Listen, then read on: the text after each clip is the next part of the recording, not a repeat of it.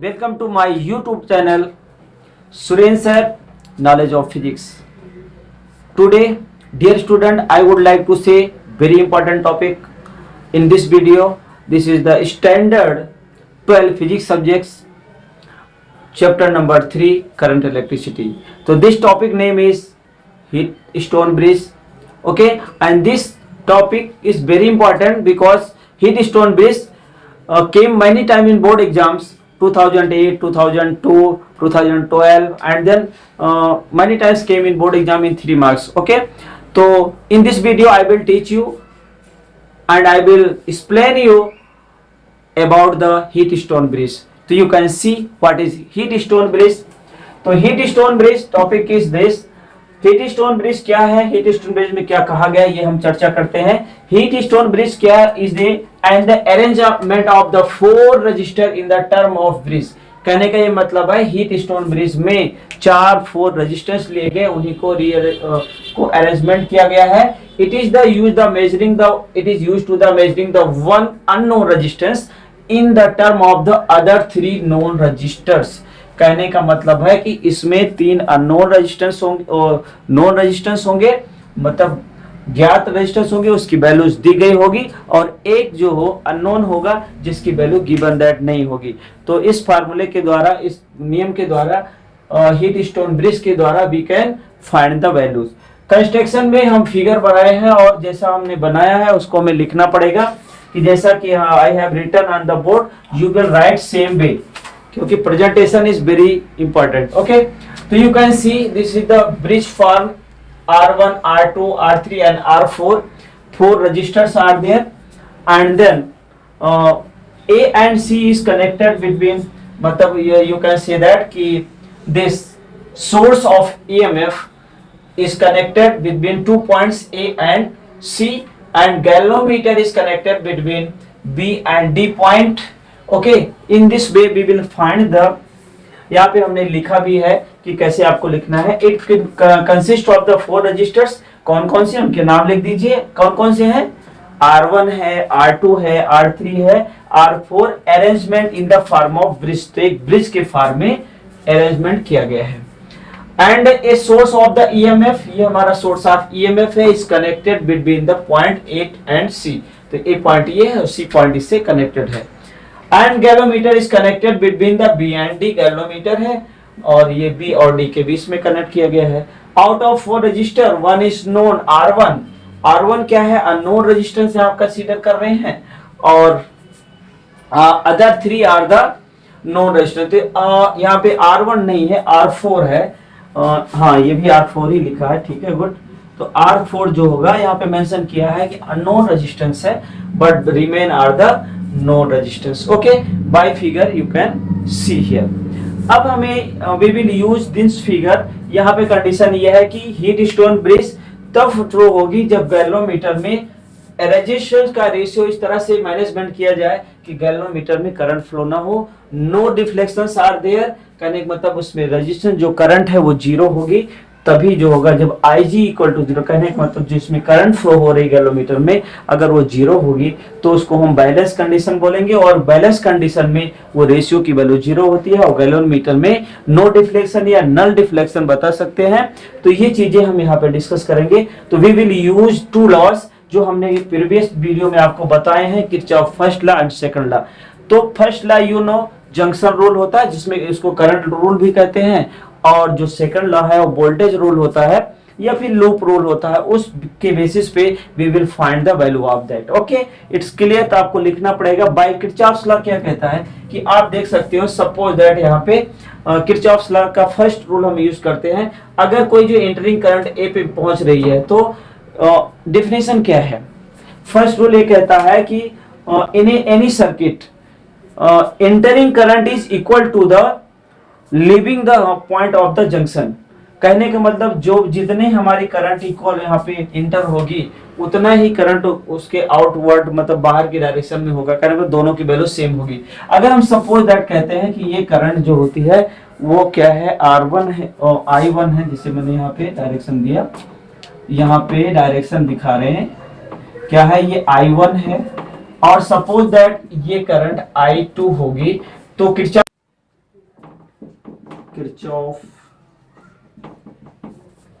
First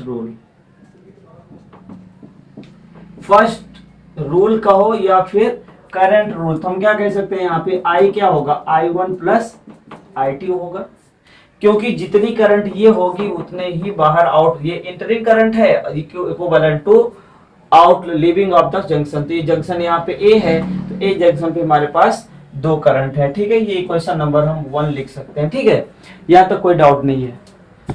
okay, अगर हम कहते हैं आगे बढ़ते हैं दूसरे पॉइंट पे, have you written this definitions and then construction, yes या no? ओके, तो अभी हम इसको रब कर देते हैं और यहाँ पे फिगर के बेसिस पे सारी चीजें हम लिखेंगे। और I think you know very well, everything आपको पता है, क्योंकि प्रीवियस टॉपिक में आपने किरचॉफ्स लॉ को अगर क्लियर से एक बार 2 बार देख लिया होगा और समझ में अच्छी तरह आ गया है, तो ये बहुत इजिली आप इसको फाइंड आउट कर सकते हो, ठीक है। तो अभी हम देखते हैं, अब यहाँ से हम पहुंच रहे हैं कहाँ पे, 20 पॉइंट पे, ये बी जंक्शन है, और हम कहते हैं, मान लेते हैं यहाँ पे जो करंट है वो क्या है, IG है, क्या है, IG। तो यहाँ पे करंट क्या होगी, क्योंकि हमारा जो करंट है ये I2 है, और I2 क्या है, इंटरिंग करंट है, आउटगोइंग करंट क्या है, ये है। तो ये करंट क्या लेंगे, तो एक IG है, तो दूसरा हम क्या लिखेंगे, I2 माइनस IG, ठीक है। और अगर ये पॉइंट बी से डी पॉइंट पे कोई पॉइंट मिल रहा, मतलब इंटरिंग करंट यहाँ पे मिल रही है, तो यहाँ पे IG करंट है और यहाँ पे I1 करंट है, अगर यहाँ इस पॉइंट पे मीट कर रही है, तो जब आउट गोइंग जो करंट होगी वो क्या होगी, यहाँ पे ध्यान देना, यहाँ पे कौन से करंट है, I1 है और IG मिलेगा, तो क्या हो जाएगा, I1 प्लस IG। और जब इस C पॉइंट की बात करेंगे, तो C पॉइंट पे क्या मिलेगा, आप देख सकते हो कि जो करंट है, अगर C पॉइंट पे करंट की बात करें तो कुछ इस तरह से हो जाएगा, एंटरिंग करंट कितना है, I2 माइनस IG प्लस ये कौन सा करंट है, I1 प्लस I4, ये किसके बराबर है, ये आउटगोइंग करंट क्या है, I के बराबर है। तो आप देख सकते हो यहाँ पे कुछ कैंसिल हो रहा है, कुछ कैंसिल नहीं हो रहा है, तो यहाँ I2 माइनस IG है, I4 नहीं है, IG ये भी है, क्या है, IG है, ठीक है। ये गैलोमीटर की करंट है जो G से डिनोट किया गया, ओके। तो आप देख सकते हो ये माइनस ये प्लस है, तो क्या हो गया, I इक्वल टू हम क्या लिख सकते हैं, I1 प्लस I2। कहने का मतलब जो भी करंट यहाँ पे थी वही ये वैल्यूज की वैल्यूज, अगर हम ये कहें तो ये वैल्यूज ये दोनों सेम आएंगे और ये दोनों भी इक्वल आएंगे, तो हमें ये वैल्यूज मिल गई, सेम इक्वेशन मिल गई। अब इस तरह से हम जो किरचॉफ्स के फर्स्ट रूल से हम क्या करेंगे, इसको पूरा डिस्ट्रीब्यूट कर दिया, ठीक है। अब हमें क्या निकालना है, किरचॉफ सेकंड लॉ से इसमें वोल्टेज को बताना है और उसके बेसिस पे अनरोल्ड रेजिस्टेंस की वैल्यूज निकालनी है, ठीक है। यह लूप कौन सा है, क्लोज्ड लूप लिखना है, तो क्लोज्ड लूप लिख दो, इन क्लोज्ड लूप। जहां पे डाउट लगे तुरंत पूछना। लूप क्या है, ABDA गेट। अब आपको सेकंड रूल यहाँ पे यूज करना है और हम आपको पूछते रहेंगे, आपको बताना भी है, ठीक है। आप देख सकते हैं ABDA, ध्यान से देखिए, हमारा पाथ का डायरेक्शन क्या है, ABDA, मतलब A से B पे जाएंगे, B से D पे, D से फिर A पे। अब यहाँ पे जो हमें लिखना है, यहाँ पे रेजिस्टेंस क्या है, R2 है, I2 करंट है, पाथ का डायरेक्शन क्या है, V है, तो potential difference across to R2 क्या आता है, डेल्टा B की वैल्यू कल हमने आपको बताया था, याद है, प्लस होगा कि माइनस होगा, प्लस होगा कि माइनस होता है। सेम डायरेक्शन में करंट है और पाथ का डायरेक्शन भी वही है, तो यहाँ पे डेल्टा बी की वैल्यू क्या आती है, माइनस लिखेंगे और क्या लिखेंगे, I2 R1 नहीं है, R2 है, वेरी गुड।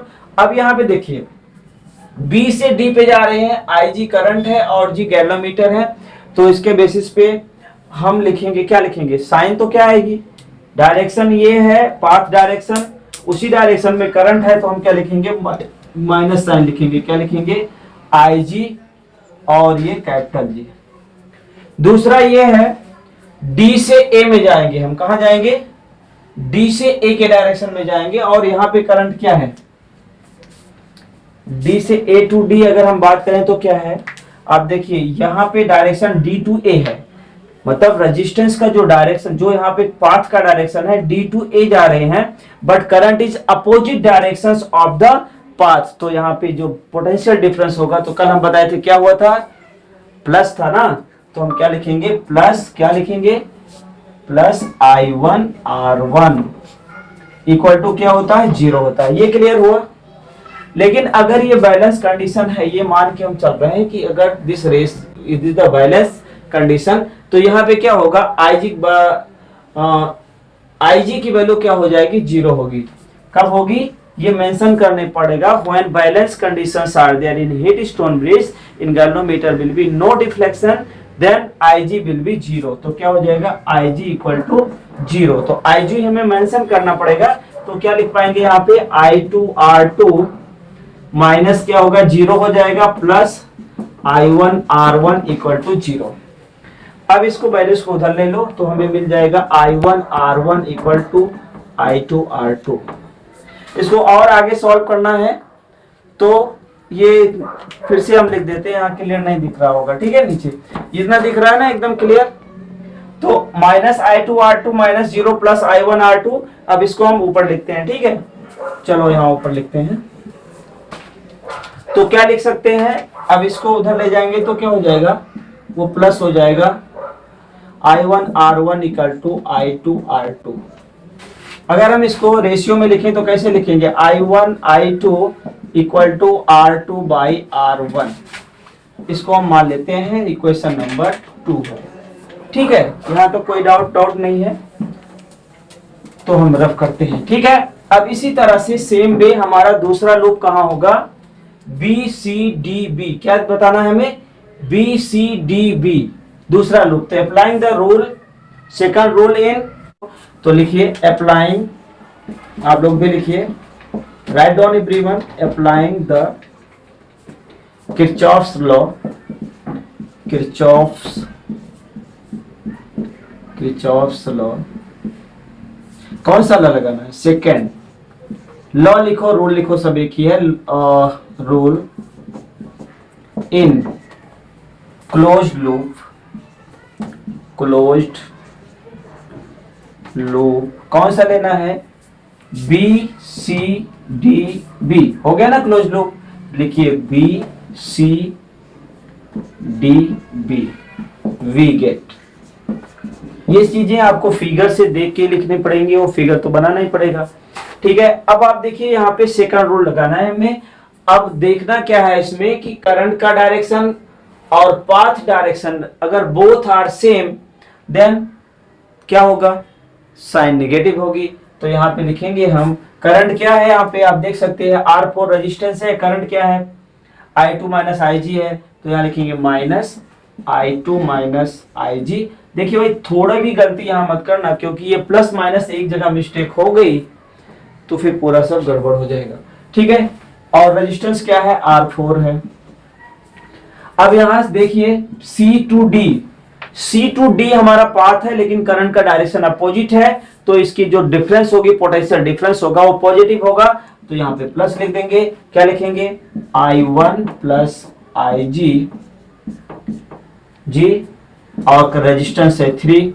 अब यहाँ पे देखिए, यहाँ पे भी निगेटिव है, क्योंकि हमारा पाथ ऐसे है और ये है, तो पाथ डायरेक्शन और करंट डायरेक्शन एक दूसरे के अपोजिट है, तो यहाँ पे भी वैल्यू भी पॉजिटिव होगी। तो हम क्या लिखेंगे, IG इंटू कैपिटल G, ठीक है, इक्वल टू क्या आएगा, 0 आएगा। अब ओपन द ब्रैकेट, ब्रैकेट को हमें ओपन करना है, कर लेते हैं, क्या आएगा, minus I2 R4, minus minus का मल्टीप्लीकेशन प्लस होता है, IG R4 plus I1 R3 plus IG R3 plus IG capital G equal to 0।